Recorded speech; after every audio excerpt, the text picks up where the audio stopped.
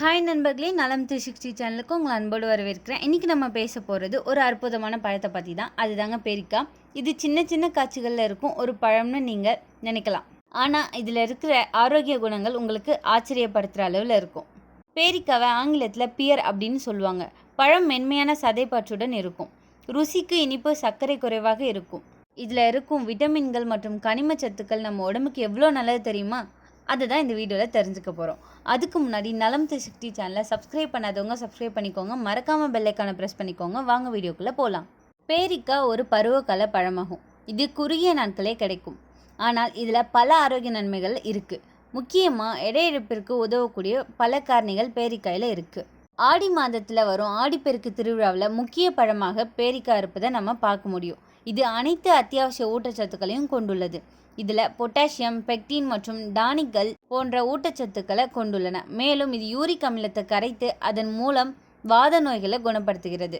பேரிக்காய் அதிகமாக நார்ச்சத்துக்களை கொண்டுள்ளது. இதனால் இது மலச்சிக்கலுக்கு சிகிச்சை அளிக்க உதவுது. பேரிக்காய் இனிப்பு சுவையை குறைவாக இருப்பதால் இரத்த சர்க்கரை அளவை அதிகரிக்காமல் பார்த்துக்கொள்ளுது.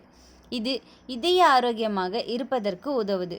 பேரிக்காய் ஒரு குறைந்த கலோரி கொண்ட உணவாகும். மேலும் இது உடல் இழப்பிற்கு பல்வேறு நன்மைகளை செய்யுது.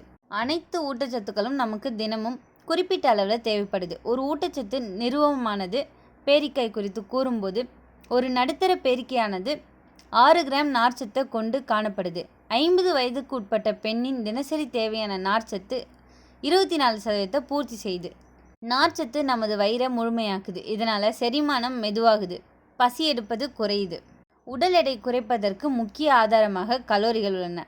நமது உடலில் கலோரிகளை குறைப்பதன் மூலம் நம்மால் உடல் எடையை குறைக்க முடியும். எனவே நாம் குறைந்த கலோரிகள் கொண்ட உணவுகளை எடுத்துக்கொள்வதன் மூலம் உடல் எடையை குறைக்கலாம்.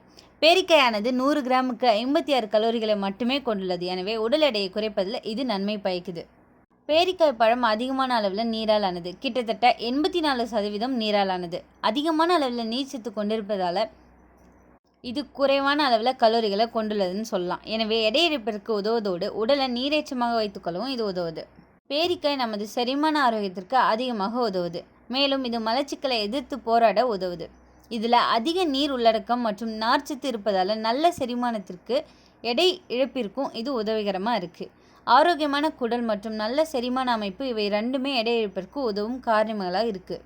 100 கிராம் பேரிக்காயில் என்னென்ன ஊட்டச்சத்து இருக்குன்னு இப்போ தெரிஞ்சுக்கலாம். கலோரி 57 கிராம், கார்போஹைட்ரேட் 15 கிராம், நார்ச்சத்து 3 gram, vitamin C 12%, potassium 116 milligram, சிறிதளவு vitamin K, vitamin B6, copper இருக்குது. நார்ச்சத்து அதிகம் இருப்பதால் செரிமானத்திற்கு நல்லது. விட்டமின் சி இருக்கிறதால நோய் எதிர்ப்பு சக்தியை அதிகரிக்கும். பொட்டாசியம் இரத்த அழுத்தத்தை சமநிலைப்படுத்தும். விட்டமின் சி இருக்கிறதால வெள்ளை இரத்த அணுக்களை வலுப்படுத்துது. காய்ச்சல், சளி போன்றவற்றிலிருந்து பாதுகாக்குது. விட்டமின் சி கொலாஜன் உற்பத்தியை அதிகரித்து சருமத்தை மென்மையாக்கும். ஆன்டி ஆக்சிடென்ட் வயதான தோற்றத்தை தாமதப்படுத்தும். காப்பர், விட்டமின் கே முடி வேர்களை வலுப்படுத்தும். ஃபோலிக் ஆசிட் குழந்தையின் மூளை மற்றும் நரம்பு வளர்ச்சிக்கு உதவும். இயற்கையான சக்தி உணவாக இருக்கும். கிளைசிமிக் இண்டெக்ஸ் குறைவாக இருப்பதால் இரத்த சர்க்கரை திடீர் உயர்வை தடுக்குது. விட்டமின் கே மற்றும் போரான் எலும்புகளை வலுப்படுத்தும். ஆஸ்டியோபோரோசிஸை தடுக்கும்.